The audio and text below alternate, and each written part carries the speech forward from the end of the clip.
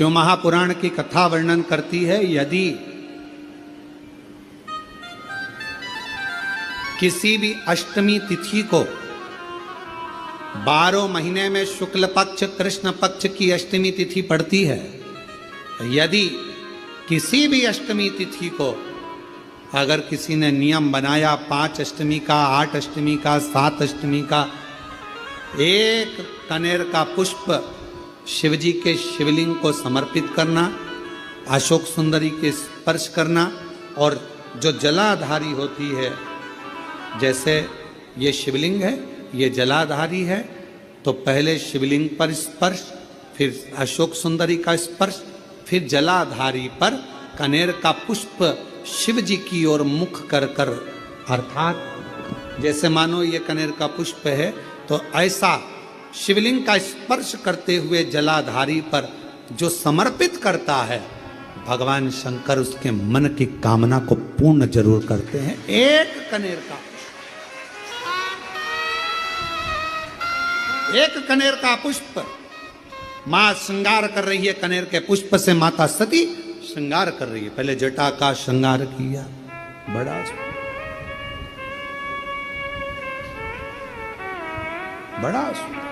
आपसे एक निवेदन करें आज शिव महापुराण के माध्यम से, जितने भी शिव भक्त कथा को सुन रहे हैं आस्था चैनल पर, फेसबुक, यूट्यूब पर, आपसे आज एक निवेदन करते हैं, करके देखिएगा। रोज मंदिर जाते हो, रोज जल चढ़ाते हो, रोज झाड़ू पोछा भी लगाते हो, रोज तुम कुछ ना कुछ जो रोज करते हो ना, रोज प्रतिदिन जो करते हो, कभी कभी हफ्ते में, महीने में एक बार थोड़ा सा बदल कर देखो, थोड़ा सा। रोज झाड़ू लगाते हो, पोछा लगाते हो, आज बाबा का थोड़ा श्रृंगार करो। रोज फूल लेकर जाते हो, बेलपत्र लेकर जाते हो, आज घर पे थोड़ा सा चंदन घिसो, थोड़ा चंदन। किसके लिए घिस रही हो? जम के बोलो जरा, अपने भोले बाबा। थोड़ा चंदन घिसो, वो नहीं, डब्बी मिलती है बाजार में, लोग आगे अष्टगंध को ही चंदन समझ लेते हैं, और थोड़ा सा पानी में घोला और श्रृंगार करके पोत के बाबा को लगाकर आ गए। ना ना ना ना, ऐसा नहीं। थोड़ा 2 बूंद पानी डालकर थोड़ा सा फिर चंदन को धीरे धीरे घिस रहे हो। हाथ की चूड़ी की आवाज उस चंदन में जा रही है, अर्थात दिल से भी कह रहे हो, हाथ से भी कह रहे हो, और चूड़ियां भी कह रही हैं, बाबा आपके लिए तैयार करा गया। कभी कभी हम रोज नहीं कर रहे, तुम्हारे पास टाइम नहीं है, हम जानते हैं तुम बहुत व्यस्त हो, इसलिए हम तुम्हारे को ज्यादा, आपने देखा होगा, पूरी कथा को उठाकर देख लीजिए, जितने साल की कथा उठाकर देखना है उतने साल की कथा उठाकर देखिए। आज तक हमने बहुत लंबा पूजन का कोई विधान नहीं बताया, हमने बहुत महंगा, बहुत सारा पैसा खर्चो ऐसा पूजन का विधान नहीं बताया। हमने प्रयास करा, तुम्हारे घर का लोटा और तुम्हारे घर का पानी और शंकर जी पे चढ़ गया और तुम निहाल हो गए, बस इतना ही बताया। ज्यादा 2-4 घंटे तक तुम मंदिर में बैठ गए और भगवान को, ना थोड़ा, और वो भी महीने में, हफ्ते में एक बार तुम जरा बदल कर देखो। कभी कभी एक काम करना कि घर से एक पुष्प में थोड़ा इत्र लगा कर ले जाना, और इत्र ले जाकर बाबा के उस पंखड़ियों को बाबा के ऊपर बिखेरना, श्रृंगार करना, इत्र, कभी कुछ बदल कर।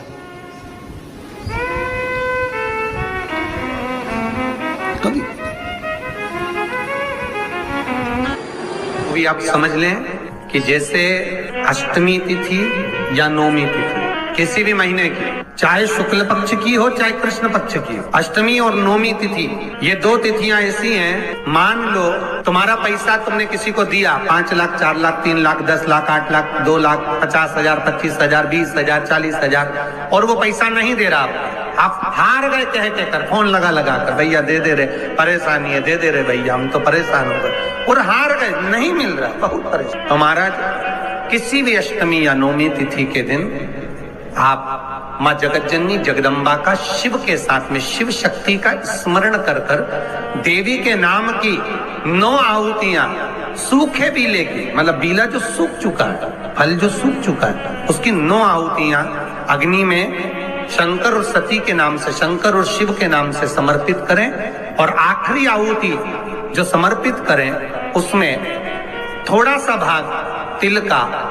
और तिल भी काली नहीं चढ़ती उसमें, श्वेत तिल का भाग उसके साथ लगाकर समर्पित करें, और जिससे धन लेना है उसका नाम लेकर वो समर्पित करें महाराज, उसको सुध आएगी और वो पैसा किसी भी हाल में आपके हाथ में थमाकर जाएगा ही।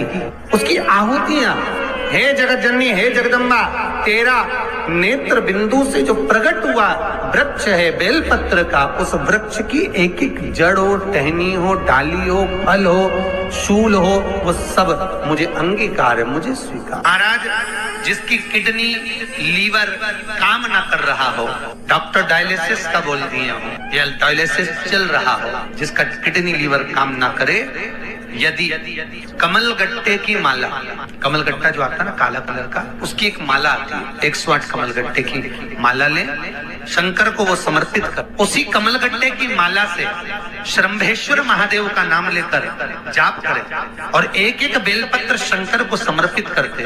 थोड़ी देर बाद जब सारी बेलपत्र समर्पित हो जाएं, शंकर पे चढ़ा हुआ जल श्रंभेश्वर महादेव का नाम लेकर आचमन कर ले, क्योंकि जिनकी किडनी लीवर गड़बड़ हो जाता है, डायलिसिस वाले को पानी भी नाप तोल कर पीना पड़ता है, थोड़ा सा पानी श्रंभेश्वर महादेव के नाम से आचमन करें, आपका डायलिसिस बंद हो जाएगा, किडनी लीवर वापस काम करना चालू कर देगा। श्रंभेश्वर महादेव के नाम में इतनी प्रखरता होती है, इतनी प्रबलता होती है कि यदि कोई बच्चा, कोई घर का व्यक्ति, कोई सास, कोई बहू, कोई पुरुष, कोई नारी अगर घर में चिड़चिड़ प्रवृत्ति कर रही हो, तो श्रंभेश्वर महादेव का नाम लेकर मात्र थोड़ा सा पानी, गिलास पानी का उसके सामने दे दो, और अगर वो पानी पी ले तो 5 मिनट में वो एकदम शांत हो जाती है। श्रंभेश्वर महादेव का इतना प्रमाण। भगवान शंकर का एक अवतार श्रंभेश्वर के रूप में, क्रोध को समाप्त करना, क्रोध को शांत करना। श्रंभेश्वर महादेव, अगर कोई लड़का, कोई लड़की अन्य जगह पर मित्रों के साथ में गलत जगह पर लगे हुए हैं और उनकी संगत नहीं छूट रही है, 5 लोग 5 काली मिर्ची। आपको मालूम है आपका पुत्र, आपकी पुत्री कोई गलत संगत में है, कोई व्यसन में डूबे हुए हैं, कोई मदिरापान में, मांसाहार में डूबे हुए, दोस्तों की संगत गलत है, 5 लोग 5 काली मिर्ची। श्रंभेश्वर महादेव के नाम से हनुमान जी के मंदिर में लाल कपड़े में बांध कर रख दीजिए, उसको वापस उठा लाइए, 250 ग्राम पानी में उसको उकाल लीजिए, और श्रंभेश्वर महादेव का नाम लेकर जब पानी ठंडा हो जाए, उस पानी को धीरे धीरे सब्जी में मिलाकर खिला दीजिए, उसकी गलत संगत छूट जाएगी, पीने वाले व्यक्ति का पीना छूट जाएगा, कोई गलत व्यसन में डूबा है उसका व्यसन छूट जाता है। श्रंभेश्वर महादेव का इतना प्रमाण है। बहुत मन में अशांति हो, लग रहा है बहुत हार चुका हूं, अब तकलीफ की जिंदगी खत्म नहीं हो रही, तो कभी शिव मंदिर में जाकर 2 चंद्र दीप अवश्य लगाओ, मतलब दोनों दीपक पास पास में रखकर दोनों घी के दीप अवश्य प्रज्वलित करो, अवश्य। बहुत जब कभी कभी बोला है, क्योंकि आप लोग ऐसा नहीं कि रोज ही लगा दो, कभी कभी जब बहुत विघ्न हो, बहुत टेंशन, बहुत परेशानी या बहुत ज्यादा तकलीफ में घिरे हो, बहुत ज्यादा, तब हर कभी पशु, जैसे पाशुपत्य अस्त्र देवताओं के पास में था, नारायण अस्त्र देवताओं के पास में था, तो हर कभी थोड़ी ना चलाया जाता, कभी कभी जब बहुत जरूरी हो तब चला। कई लोग हमसे कहते हैं आप इतने बड़े बड़े संवाद बता देते हो, तो वो लोग उसको चला दें, तो हमने कहा जब उसको जरूरत पड़े तब उसका क्रम किया, जब जरूरत। चंद्रमौलेश्वर और चंद्र, वापिस आप नाम बोलिए, चंद्रमौलेश्वर और चंद्र। भगवान 2 दीप पास में घृत के, घी के, बाबा को लगाओ चंद्रदीप। माँ अम्बा जगदम्बा को जैसे आपने स्वीकार किया, माता को जैसे आपने भय से मुक्त किया, जैसे संपूर्ण विश्व के कल्याण के लिए हे शंकर भगवान आपने माँ अम्बा के मस्तक पर चंद्रमा रख दिया, और माँ को स्वीकार करने के लिए फिर अपने मस्तक पर चंद्रमा ले लिया। मेरे सारे भार, मेरे सारे दुख, मेरी सारी तकलीफें, मेरा सारा कष्ट, मेरी सारी परेशानी आप अपने ऊपर धारण कर लीजिए और मुझे जैसे माँ को अपने गोदी में बिठाया ऐसे मुझे बिठा लीजिए और मेरे दुखड़ों को काट लीजिए। बाबा का एक स्वरूप है चंद्रमौली, चंद्रमा है पर मस्तक पर पाग बंधी हुई है, सुंदर स्वरूप। कभी कभी आपने देखा होगा जटा के ऊपर एक कपड़ा बंधा देखा होगा। कभी शिव जी का फोटो देखना, कोई चित्र आपको देखने को मिल जाए, पुराना चित्र, गीता प्रेस गोरखपुर की पुस्तकों में से गीता प्रेस गोरखपुर की कोई कल्याण का अंक शिव पर मिल जाए तो उसमें फोटो देखना, जटा बंधी, उसके ऊपर एक कपड़ा बंधा है, सर पर बिठा है गंगा जी बह रही और एक कपड़ा बंधा हुआ चंद्र और चंद्रमा भी रखा। बाबा धारण करो, बस धारण करो। ऐसा ऐसा कपड़ा उनके, हम तो ज्यादा बांध ले समझ लो, वो तो छोटा बांध। और बाबा आराम से अपने मस्तक पर कपड़ा बांध कर चंद्रमौली चंद्रशेखर बनकर विराज। शिव जी के मस्तक पर एक वस्त्र चंद्रशेखर चंद्रमौली। कोई व्यक्ति का मन विद्याध्ययन में नहीं लगता हो या उसकी याददाश्त कमजोर हो गई हो, उसको लाल पुष्प, दाल चावल का दाना, बेलपत्र माँ चंद्र घंटा के नाम से देवी के मंदिर में समर्पित करें, या भगवान शंकर का जो शिवलिंग है, जो जलाधारी है, इस जलाधारी में इस स्थान पर पानी अगर यहाँ बह रहा है तो इस स्थान पर वो लाल पुष्प, वो बेलपत्र, वो लाल चावल का दाना अवश्य समर्पित करना। और शिव जी को एक लोटा जल या माँ आद्य शक्ति जगत जननी शीतला माता को चंद्र घंटा के नाम से जल समर्पित करें। वो जल का प्रोक्षण अपने ऊपर करें। भगवान शंकर को अगर जल चढ़ाया है चंद्र घंटा माता के नाम से तो उसका आचमन करें। बच्चे का विवेक बुद्धि प्रबल होगी। कोई व्यक्ति का, और जब जब कहीं ना कहीं किसी भी रूप में संसार सागर में कोई भी उपद्रव होता है,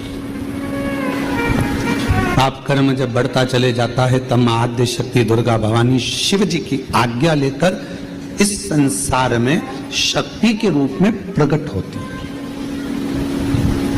अब कई लोग कहते हैं गुरु जी क्या वो शक्ति देवी का स्वरूप में प्रकट होगी? शक्ति क्या?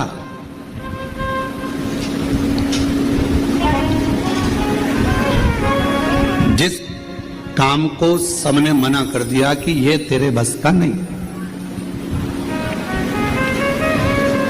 तो आप जब नर्वस हो जाते हैं, उस समय पर जब आप अंदर से टूट जाते हैं, तब भीतर से आपने जो शिव जी को एक लोटा जल चढ़ाया हुआ होता है, जो जगत जननी जगदम्बा दुर्गा भवानी की कभी आराधना करी होती है, तो शिव और शक्ति आपके अंदर एक बल उत्पन्न करते हैं। उसी को आद्य देवी शक्ति कहा गया है। उसी को शक्ति जो हमें एक ऊर्जा दे, जो हमारे भीतर एक ऊर्जा उत्पन्न कर दे कि मैं ये कर लूंगा, मैं कल गवर्नमेंट जॉब मिलेगी, मैं ये दुकान लगा रहा हूं, मेरी ये दुकान चलेगी। आपके भीतर जब एक ऊर्जा अपने आप प्रकट होने लगे, आपके भीतर जब एक ऊर्जा अपने आप प्रकट हो और आपके भीतर एक बल, आपके भीतर एक ऊर्जा आने लगे, तो समझ लेना कि तुम्हारे भीतर शिव शक्ति माँ दुर्गा भवानी का प्रकट हो गया है और शक्ति अपने आप की। अष्टमी के दिन भगवान शंकर को बेलपत्र समर्पित जरूर करना चाहिए, वो भी शाम के समय पर। प्रयास करा करो, अगर घर में संपदा लक्ष्मी नहीं आ रही हो, व्यापार व्यवसाय नहीं चल रहा हो, नौकरी सर्विस नहीं मिल रही हो, बहुत तकलीफ हो, 7 बेलपत्री केसर को घिसकर चंदन बनाकर बेलपत्री पर बीच वाली पत्ती पर ओम लिखना है। दोनों पत्तियों पर भी एक आद्यशक्ति जगदम्बा के नाम की केसर की बिंदी लगाना है, दूसरे में श्री गणेश रिद्धि सिद्धि के नाम की बिंदी लगाना है। शिव जी पर समर्पित करते जाना, शंकर को चढ़ाते जाओ। वो दुर्गा कोई साधारण नहीं है, वो दुर्गा कोई सहज नहीं है। सुबह करी गई प्रार्थना और शाम को करी गई आराधना व्यक्ति की कभी खाली नहीं जाती है, वो झोली भर कर ही रहती है। सुबह के समय पर उठकर भगवान के सामने खड़े होकर 2 क्षण, 2 मिनट, 1 मिनट, जितना समय मिले। हम ये नहीं कहेंगे कि 24 घंटे भगवान के मंदिर में बैठो। हम आपसे ये भी नहीं कहेंगे कि आप बाबा बन जाओ। हम आपसे ये भी नहीं कहेंगे कि सन्यासी बन जाओ। हम आपसे ये भी नहीं कहेंगे कि संत बन जाओ। आप ना संत बनो, ना सन्यासी बनो, ना बाबा बनो, ना योगी बनो, ना तपस्वी बनो, ना साधक बनो। आप तो 2 क्षण के लिए जैसे घर में रहते हो वैसे ही रहो, परिवार में रहो, कुटुंब में रहो, बच्चों के साथ, पत्नी के साथ, माता पिता के साथ, बहन भाई के साथ, सबके साथ रहो। पर उसमें से 2 क्षण अपने घर में जो भी भगवान का मंदिर हो, अपने घर में जो भी शंकर का शिवलिंग हो, उसके सामने 2 क्षण खड़े होकर प्रार्थना जरूर करा करो। हे बाबा कृपा करना, तेरी दया से इस संसार सागर में हूँ बाबा। ना जाने मेरी कौन सी श्वास आखिरी हो, पर निवेदन है बाबा हर श्वास में तेरा नाम जपता रहूं, ऐसी कृपा बनाए रखना। बाबा से प्रार्थना करते हैं। प्रातः के समय पर सुबह की करी हुई प्रार्थना और शाम की करी हुई आराधना कभी खाली नहीं जाती। शाम के समय पर अपने घर में भगवान को एक घी का दीप अवश्य लगाना चाहिए, अवश्य। एक बेटी का प्रश्न है, कोई बेटी ने प्रश्न करा, मेरा नाम प्रेरणा है, हम रायपुर भाटा गांव से आए हैं। प्रेरणा जी कहीं बैठी हैं? आप ही हैं? धन्यवाद आपके प्रश्न का, बहुत सुंदर आपने प्रश्न किया। आइए एक बेलपत्र लेकर जाइएगा। और नीचे आपने लिखा आपकी बहन प्रेरणा, मैं बहुत बहुत साधुवाद करता हूं जी आपके प्रश्न के लिए। आपने प्रश्न किया, घर के मंदिर में देवी और देवता दोनों रहते हैं। हमारे घर के मंदिर में, प्रत्येक घर के मंदिर में देवी भी रहती है, देवता भी रहते हैं। हमें घर में नित्य प्रति कौन सी बाती का दिया लगाना चाहिए, लंबी या गोल? कृपया निवेदन है इस प्रश्न का उत्तर जरूर। सबके घर में देवी भी होती है, देवता भी होता है। अब बत्ती कौन सी लगाना है, कौन सी बाती? एक होती है लंबी बाती। बोलो बोलो, सही है कि गलत है? प्रश्न अच्छा है ना? अरे जम के तो बोलो, सबके काम का है तो फिर वो जी के लिए जोरदार ताली बजाओ। सबके काम की चीज है ना, एक अच्छा प्रश्न मिला है। और केवल आपके लिए नहीं, केवल कच्चे गांव के लिए नहीं, कांकेर क्षेत्रवासियों के लिए नहीं, जितने इस आस्था चैनल के माध्यम से, फेसबुक के माध्यम से, इंस्टाग्राम के माध्यम से और संपूर्ण सोशल मीडिया के माध्यम से और संपूर्ण मीडिया के माध्यम से, चाहे वो यहाँ के पत्रकार बंधु हो, सोशल मीडिया हो या ऑल मीडिया हो, सभी मीडियाओं के माध्यम से जो लोग कथा को श्रवण कर रहे हैं, लाखों की संख्या में, करोड़ों की संख्या में, वो इस प्रश्न का उत्तर जरूर सुन। इसमें उन्होंने प्रश्न करा है कि गुरुदेव घर के मंदिर में देवी और देवता दोनों रहते हैं, तो हमें घर में नित्य प्रति कौन सी बाती, लंबी या गोल का प्रयोग करना चाहिए? तो निवेदन है, जब नवरात्रे का समय आए और 9 दिन तक देवी माँ आपके घर में विराजमान हो, या दीपावली का पर्व हो जब महालक्ष्मी की पूजन कर रहे हो, तब लंबी बाती का प्रयोग करें। बाकी के समय में घर में हमेशा गोल बाती का प्रयोग चालू रखें। गोल बाती का प्रयोग जो क्या, कौन सी आपके यहाँ गोल बोलते हैं, फूल बोलते हैं? गोल फूल बत्ती का प्रयोग कर, फूल बत्ती। और कभी कभी यदि आप महालक्ष्मी का पूजन कर रहे हैं, माता लक्ष्मी का पूजन कर रहे हैं, माँ जगत जननी की आराधना कर रहे हैं, साधना कर रहे हैं, माँ आदि शक्ति को प्रसन्न करना चाहते हैं, माँ आदि भवानी को प्रसन्न करना चाहते हैं, और जिस दिन तुम्हारा मन कर जाए कि आज मेरी माता की कृपा मुझ पर होना है, माँ करुणा करे, माँ जगत जननी जगत धात्री माँ अम्बा कृपा करे, तो निवेदन है उस दिन 2 दीप लगाया करो, एक गोल बाती का, एक लंबी बाती का। ये 2 दीप जब हम शिव और शक्ति के लिए लगाते हैं तो हमारे मन की कामना पूर्ण जरूर होती है। प्रयास करा करो कभी कभी, कभी। और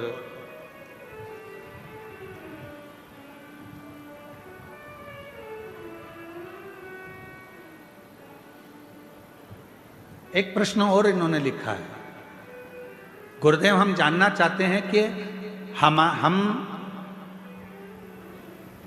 बच्चों को रुद्राक्ष का जल देना चाहते हैं, पर बच्चे कई बार वो पीते नहीं, कोई कहीं नहीं पीता, कोई नहीं पीता, कोई पीता, तो हमने क्या करा कि घर का जो मटका है उस मटके में रुद्राक्ष डाल दिया। कैसी रही? अब इसका उत्तर तो तुम दे दो, कैसी रही? अरे अच्छे तो बोलो, बोलो जम के, कैसी रही? अच्छी रही। तो मेरी जीजी, प्रेरणा जीजी और जीजा जी, आप दोनों को प्रणाम, नमन। जीजी को भाई की ओर से, जीजा को साले की ओर से प्रणाम। अब प्रश्न ये है कि गुरुदेव हमारे वो मटके में हमने रुद्राक्ष डाल दिया। अब कभी कभी मटके का जल हम शिव जी को तो चढ़ाते हैं, पर कभी कभी हम मटके का जल तुलसी जी को भी चढ़ाते हैं, तो चढ़ा सकते हैं कि नहीं चढ़ा सकते? तो हम निवेदन करेंगे, मना किसने करा? उसको लेके आओ। क्योंकि लोगों ने भेद करा कि लोग भेद करते हैं कि हम तुलसी की माला पहनते हैं तो क्या रुद्राक्ष की माला नहीं पहन सकते? क्या हम रुद्राक्ष की माला पहनते हैं तो क्या हम तुलसी की माला नहीं पहन सकते? कहाँ लिखा? शिव महापुराण की कथा कहती है रुद्राक्ष की माला पहनने वाला तुलसी की माला को साथ में अगर धारण करता है तो उस पर श्री हरि और हर दोनों ही कृपा करते हैं। ये शिव तत्व। आइए पधारो। अच्छे प्रश्न के लिए जोरदार ताली आपके लिए। साधु।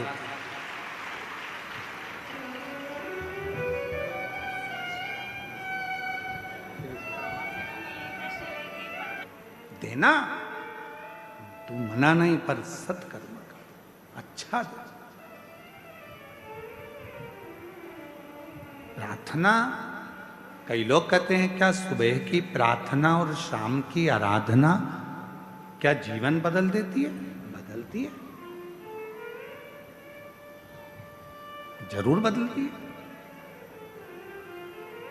बस याद रखो, प्रातः के समय पर प्रार्थना करो, बाबा को नमन कर कर, निवेदन कर कर, एक लोटा जल समर्पित कर कर। और जैसे जैसे प्रदोष काल आए, शाम का समय, सूरज ढलने का समय हो, प्रदोष काल का समय हो, प्रदोष काल का समय हो और हल्का हल्का सूरज डूब रहा हो, अंधेरा थोड़ा थोड़ा छा रहा हो, और उस समय पर जब हम बाबा को दीप लगाकर आराधना करते हैं, उसकी स्तुति करते हैं, श्री शिवाय नमस्तुभ्यं, श्री शिवाय नमस्तुभ्यं, श्री शिवाय नमस्तुभ्यं, श्री शिवाय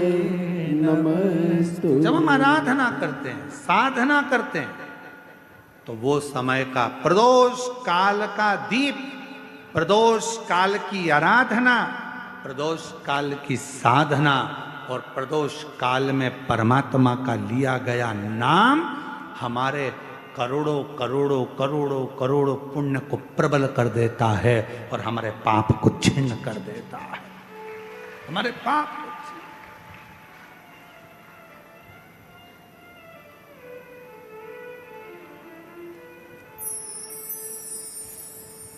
मार्गशीर्ष मास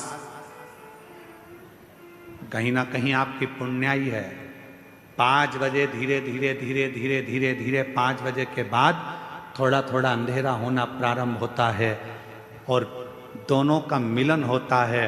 और उस समय पर आप शिव महापुराण में बैठकर जब बाबा से आराधना कर रहे होंगे तो जरा विचार करिएगा कि इस मार्गशीर्ष मास में कितना कितना पुण्य तुम्हारी जिंदगी में प्राप्त हो रहा होगा।